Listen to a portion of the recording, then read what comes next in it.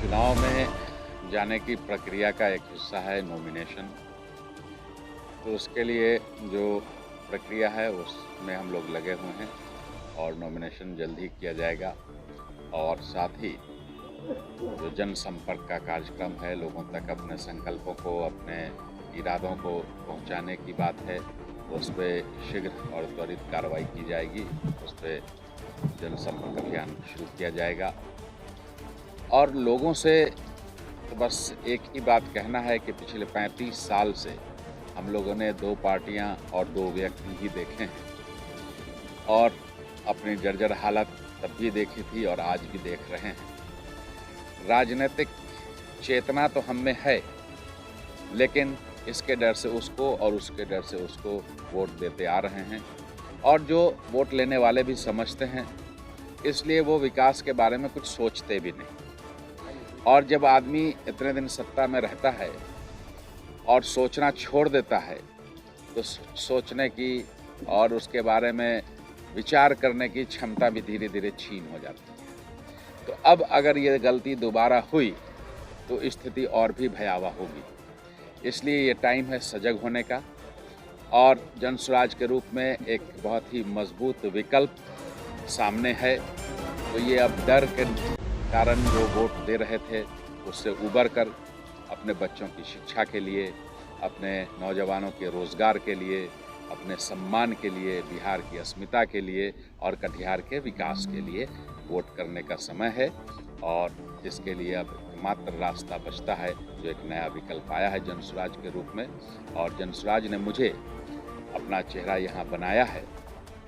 मैं यहाँ लगातार निरंतर अपने विद्वता के कारण चिकित्सा के क्षेत्र में सक्रिय रूप से भूमिका निभाता रहा हूँ और पूरी ईमानदारी से कोशिश की है कि बेहतर से बेहतर और सस्ता सुगम व्यवस्था के साथ उनका उपचार किया जाए, मानवीयता के आधार पर उनका उपचार किया जाए।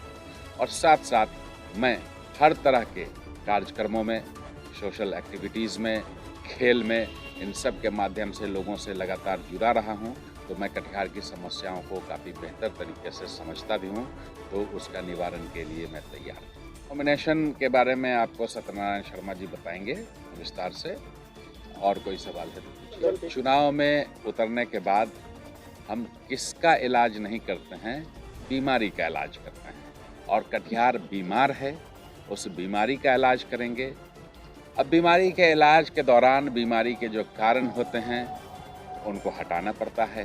जो यहाँ बेरोज़गारी है, यहाँ भीड़ है, जो यातायात की व्यवस्था के कारण, जो यहाँ जल जमाव का समस्या है, जो यहाँ बेरोज़गारी की समस्या है, अशिक्षा, स्वास्थ्य में गंभीर मसला है यहाँ, और इस तरह की बहुत सारी अनेकों समस्याओं से जो जूझ रहे हैं लोग, हर एक समस्याओं का संज्ञान लिया जाएगा और उस पर बेहतर से बेहतर सुधार का प्रयास शुरू कर दिया जाएगा पहले दिन से। देखिए, गौशाला ब्रिज बन रहा है और वो उसको जल्दी से जल्दी कंप्लीट कराया जाए, क्योंकि जब तक वो कंप्लीट नहीं होता है तो ये असुविधा तो बस स्टैंड को वहाँ शिफ्ट करने में होती है और उसकी वजह से भी एक बहाना मिलता है लोगों को।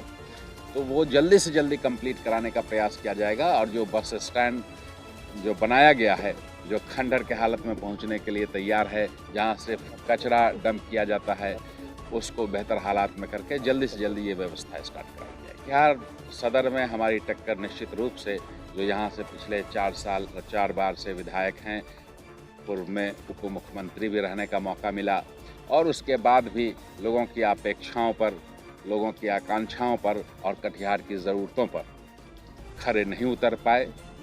लेकिन सत्ता में इतने दिन रहे हैं तो निश्चित रूप से सीधे सीधे लड़ाई उन्हीं से होगी। देखिए, कोई रुकावट नहीं है और महागठबंधन की जहाँ तक बात है तो पहले 15 साल उनकी सरकार रही है और तब यहाँ के जो विधायक हुआ करते थे वो मंत्री भी रहे, शिक्षा मंत्री रहे, फिर भी हमारे यहाँ शिक्षा में कोई सुधार नहीं हुआ।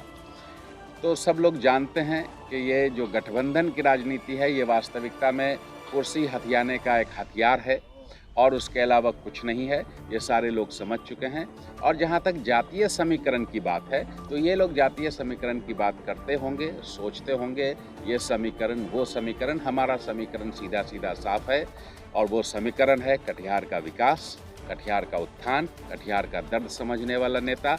और जिन लोगों ने भी कटिहार को इस स्थान तक पहुँचाया है, ऐसे गर्त में पहुँचाया है, उनको इस राजनीति से किनारे करना।